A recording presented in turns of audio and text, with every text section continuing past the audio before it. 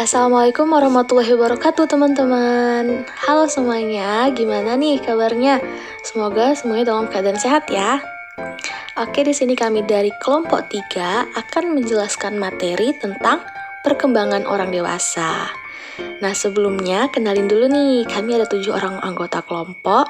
Ada Depstia Kasih, ada Hasna Aisyah, Farhan Riyadi, Elistri Astuti, Nepi Puspita, Anggundian, dan saya sendiri Adila Rahmionanda. Nah, baiklah kita langsung ke pembahasan. Nah, jadi di perkembangan orang dewasa ini, kami akan menjelaskan mengenai apa aja sih karakteristik perkembangan orang dewasa dan apa saja yang mempengaruhinya.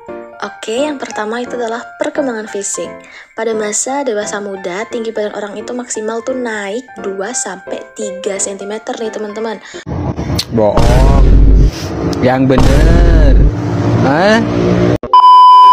Kecuali kita atau orang tersebut melakukan latihan-latihan yang mana dapat menaikkan tinggi badannya itu lebih tinggi lagi. Contoh mungkin rutin berenang atau ya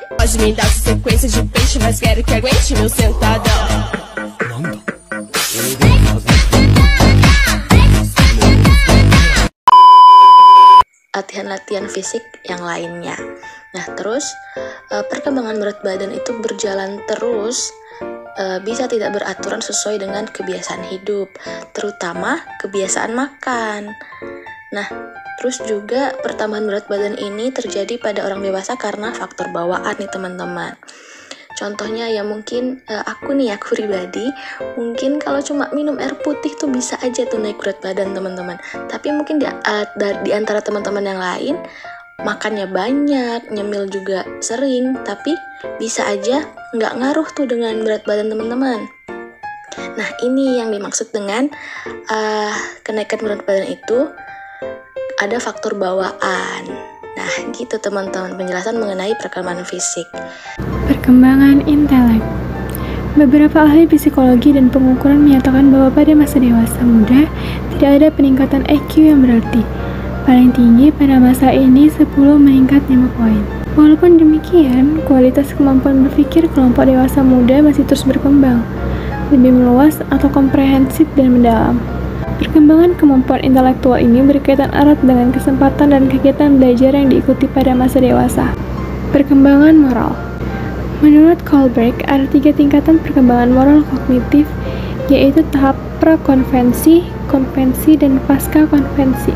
Seperti halnya perkembangan aspek-aspek fisik dan intelektual, tahap perkembangan aspek moral telah dicapai pada usia adolesen. Tahapan tertinggi perkembangan moral kognitif menurut Kohlberg yaitu pertimbangan nilai atas dasar hukum dan peraturan tidak tertulis dan atas dasar kata hati. Atau keduanya termasuk tingkatan perkembangan pada masa konvensi. Perkembangan karir. Dalam pengembangan karir, pemilihan dan perencanaan karir menjadi hal yang sangat penting. Sebab hal ini menentukan karir seseorang selanjutnya, bahkan menentukan kehidupannya. Pada masa lampau terdapat perbedaan yang sangat mencolok antara pria dan wanita, karena di zaman dahulu tidak ada perempuan yang bekerja keras untuk mendapatkan uang. Tetapi setelah seiring berjalannya waktu, karir dapat dilakukan oleh siapa saja, baik laki-laki maupun perempuan. Faktor-faktor yang mempengaruhi perkembangan orang dewasa. Menurut aliran nativisme, perkembangan orang dewasa ditentukan oleh faktor yang dibawa sejak lahir. Maksudnya ini pembawaan atau hereditas. Dan menurut aliran empirisme, perkembangan orang dewasa semata-mata tergantung pada faktor lingkungan. Dan menurut aliran konvergensi, perkembangan orang dewasa itu ditentukan oleh faktor pembawaan dan lingkungan. Adapun faktor-faktor yang paling berpengaruh dalam perkembangan orang dewasa adalah kekuatan fisik. Kekuatan fisik yang prima dapat mengatasi atau memecahkan persoalan-persoalan yang timbul pada masa orang dewasa. Untuk memelihara kekuatan fisik yang prima, perlu dijaga kesehatan. Ada 7 kebiasaan hidup sehat yang perlu dilakukan oleh orang dewasa untuk memelihara kekuatan fisik, yaitu Yang pertama, sarapan pagi. Yang kedua, makan secara teratur. Yang ketiga, makan secukupnya untuk memelihara berat badannya normal. Yang keempat, tidak merokok. Yang kelima, tidak meminum minuman yang mengandung alkohol. Yang keenam, olahraga secukupnya. Dan yang terakhir, tidur secara teratur 7-8 jam setiap malam. Kemampuan motorik orang dewasa mencapai puncak kekuatannya antara 20-30 tahun. Kecepatan respon maksimal terdapat antara usia 20 dan 25 tahun. Dan sesudah itu kemampuan itu sedikit demi sedikit menurun. Kemampuan motorik ini mempunyai hubungan yang positif dengan kondisi fisik yang kuat dan kesehatan yang baik. C. Kemampuan mental. Faktor ketiga yang mempengaruhi perkembangan orang dewasa adalah kemampuan mental. Kemampuan mental yang diperlukan untuk menyesuaikan diri pada situasi-situasi baru adalah mengingat kembali hal-hal yang dulu pernah dipelajari, penalaran analogis, dan berpikir kreatif. Kemampuan mental ini mencapai puncaknya dalam usia 20-an, kemudian sedikit demi sedikit menurun. D. Motivasi untuk berkembang. Faktor lain yang mempengaruhi perkembangan orang dewasa adalah motivasi untuk berkembang.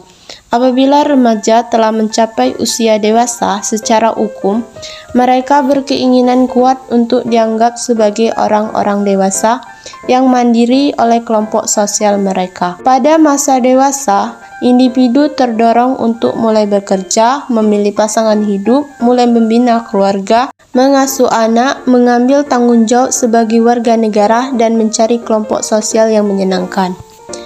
E. Modal peran.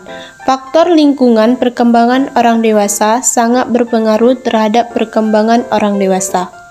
Orang dewasa yang berinteraksi dengan orang dewasa lainnya mempunyai model peran untuk diteladani. Karena berinteraksi dengan orang dewasa lainnya, mereka memperoleh motivasi untuk mencontoh perilaku sesuai dengan ketentuan-ketentuan yang dianut oleh masyarakat orang dewasa. Jadi, dapat kita tarik kesimpulan bahwa perkembangan fungsi aspek-aspek fisik orang dewasa terus berjalan sesuai dengan jenis pekerjaan, pendidikan, dan latihan, serta hobi-hobi aktivitas fisik.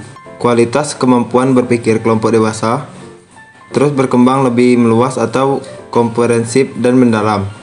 Perkembangan ini tergantung pada pengetahuan dan informasi yang dikuasai.